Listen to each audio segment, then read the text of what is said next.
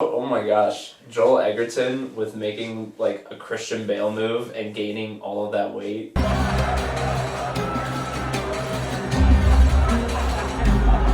Yeah, that was a Christian Bale move for sure.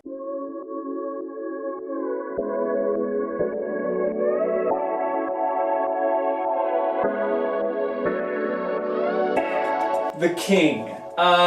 I think there's a lot to take away from this movie. If you didn't know, it's a movie that's on Netflix actually right now, streamed direct to. It has a few appearances in theaters, maybe near you, but likely the best way to see it is going to be at your home screen right now, this very second, watching it. That's going to color this review, I think, a little bit for us. Bear that in mind. But when we start looking at the pros and cons of this movie, Ransom and I definitely had like a couple of big pros, and I kind of wanted to leave it for last minute on a con, but I'll start out with saying the acting. There's a lot to this movie that relies on performance. It's the reason why The Lighthouse is a certain type of movie, and it works only with certain types of people. And this movie is exactly that in a sense. You had Ben Mendelsohn straight up from the beginning. I'm a dick dad. Okay, yeah, we buy that. You're a dick dad. We had Joel Edgerton's character, which is like, I'm a friend, like a classic English friend. And yeah, he's a classic English friend through and through.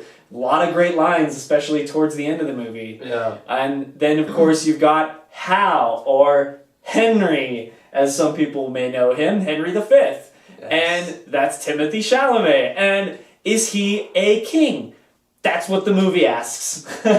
And you kind of have to figure that out along the way. I think his character is almost as baffled by that transition as the rest of us. And that journey is really what makes the movie sing. And Timothy Chalamet's performance in here is all of the backbone of this working. You are that kingdom united. You are England. Each and every one of you. England is you. And it is the space between you. Fight not for yourselves. Fight for that space. Fill that space. Make it tissue. I was really impressed with his performance, and I know I'm in the minority when I say this, but I have to say this is my first Timothy Chalamet movie. I haven't seen any of his other films, and I definitely have to go back because of how much great stuff I've heard. One more thing to point out before we get to your good point. Shout out to Robert Pattinson, along with The Lighthouse. This is another movie that proves you are more than what people say you are, and I will never forget a little, how did he do this thing? Like the balls and the yeah, I'll never forget that. Yeah. I will never forget that until the end of time. That was both the most horrible thing I've ever heard and also the most funny, especially following up what he did to some kids. Anyway, Ransom, what about you? This movie, like Anthony said, definitely relies on a lot of the actor's portrayal. But it also has this big focus on ideology of what it takes to be a leader and what that means. Does it mean being a huge asshole, or does it mean actually like paying attention to your people, the people that are following you, and going with them?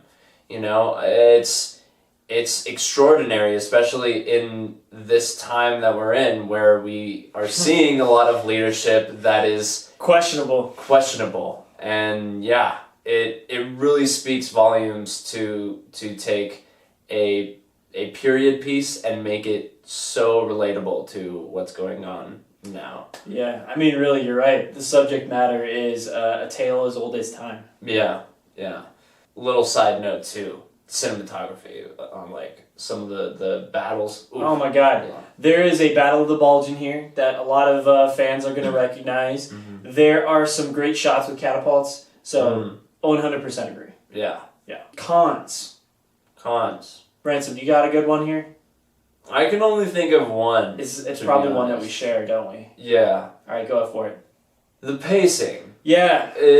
There's this like, you have this beginning where it's just a lot of exposition. Well, it's sort of exposition, but it's just like, it's like building. It's really building. It's really building the characters that you're seeing, and you can get very, and especially when you're in a situation sitting on a couch in your own home, it gets a little bit dragging. You know when people like really give movies a hard time for exposition dumps? This is like an exposition slump, like, or sludge or drudge. Like, it is just bringing you down with the crushing weight of everything it's talking about. Which isn't to say that it doesn't give you a good amount to get to the end. It's a chewy piece of fucking meat. It's definitely, you know,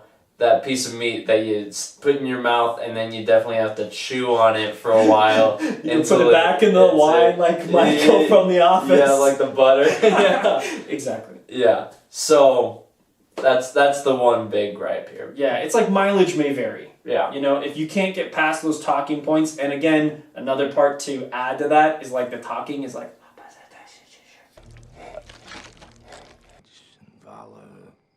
especially at the beginning. Yeah. So if you can get past that though. Payoffs. What is our rating, Ransom? I had a 5-star version of it on Letterboxd already, as someone might have seen.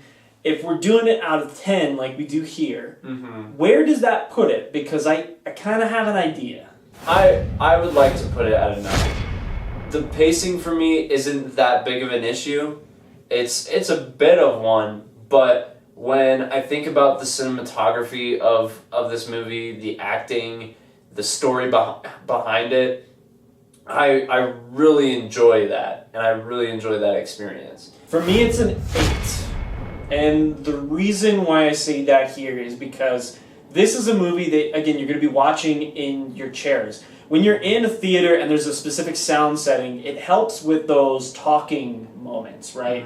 And this movie will not have that now that most everyone will see it at the home theater version, which means, you're going to have to pump up the volume and then all of a sudden a battle's coming and you might have to turn it back down again.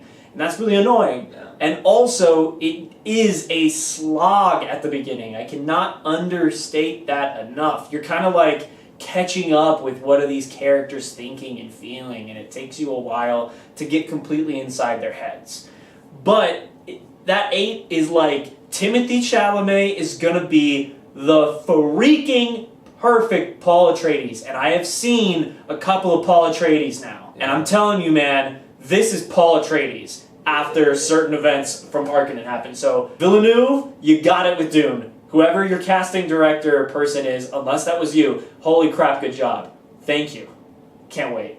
Yeah. Thank you guys for checking out our review here. Of course, this one's on Netflix, so pop that up on a screen near you. And hey, if you're feeling like a different change of pace, come check out our podcast. It's over on Stitcher, iTunes, and SoundCloud right now, but I'm going to look at getting Spotify pretty soon, so mostly near a podcast service near you. Just shout out, look up Worthy Watchers Weekly. Indeed. So thank you guys again, and we will see you on the next video. See ya.